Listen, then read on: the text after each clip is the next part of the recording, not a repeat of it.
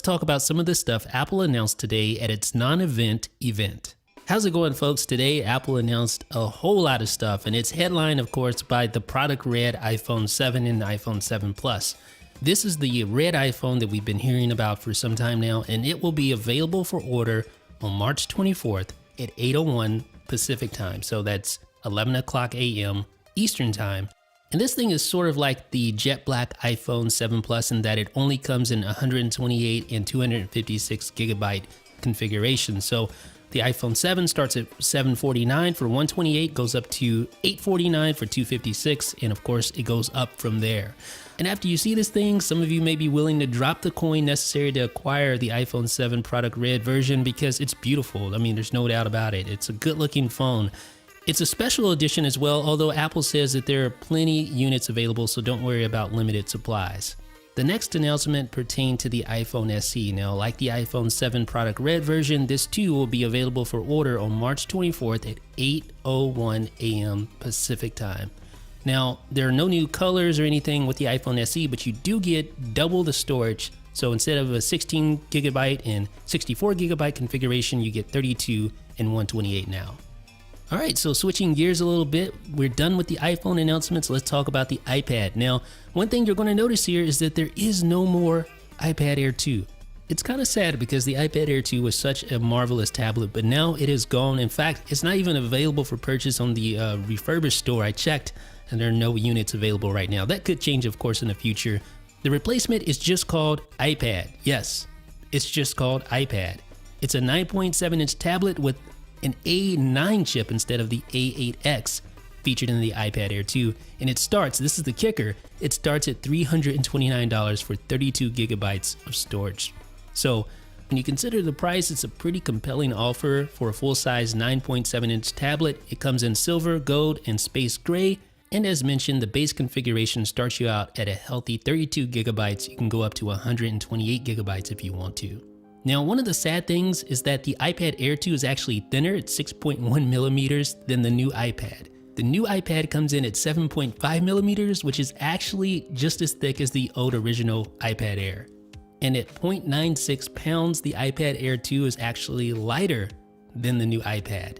The new iPad is over a pound, which again makes it closer to the original iPad Air 1 than the iPad Air 2.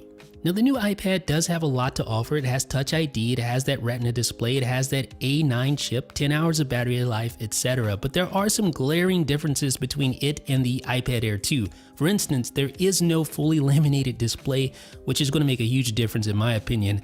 That is one major downside. You also don't get that anti-reflective coating that comes with the iPad Air 2.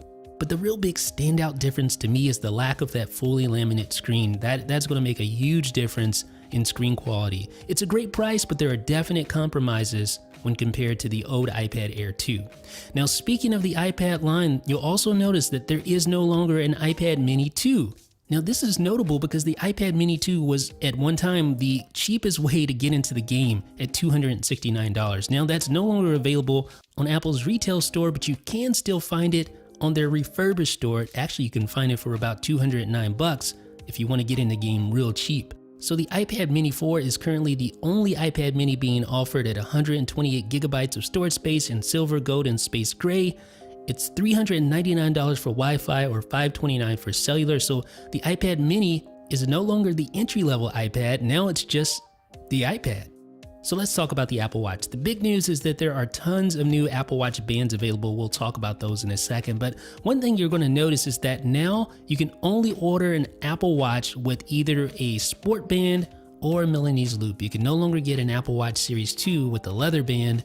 If you want leather or any other type of band, you'll have to buy it separately. But the real big news in the Apple Watch world is that you can now buy Nike sport bands separately for $49. So you no longer have to buy the Apple Watch Nike Plus hardware just to get the band you want. And if the Nike bands aren't your speed, there are plenty of other options, including 3 new colors for regular sport bands. You got the Azure color. There's also a, I'm trying to pronounce this right, Camellia, I guess that's right, Camellia color.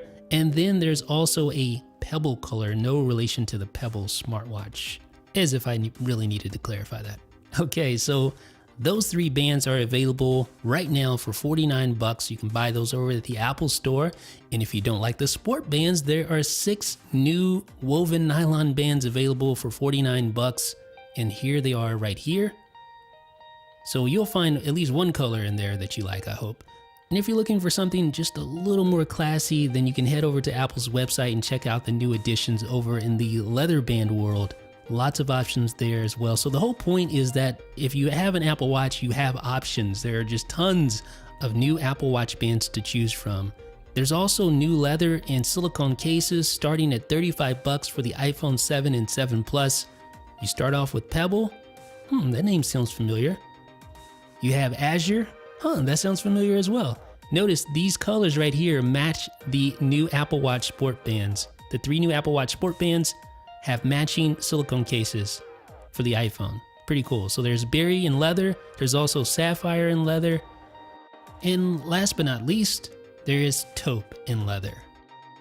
And there's also a new app that Apple is working on that will be released in April called Clips. And this is a video-centric app. It has a nice feature called Live Titles that allows you to speak and make your own titles using your voice. Similar to the type of features you'd find on a typical social network, but this is unbundled from the social aspect. So ladies and gentlemen, that has been a look at some of the new products announced today. Headlined, of course, by the new iPhone 7 product red version. This is that beautiful looking metallic red iPhone. It goes on sale on the 24th of March at 8:01 Pacific time, 11:01 Eastern time. So I want to know what you guys think about today's announcements. What do you think about the product red iPhone 7? What do you think about the new cheaper iPad? Do you like these new products or do you not like them? Please let me know what you guys think down below in the comments.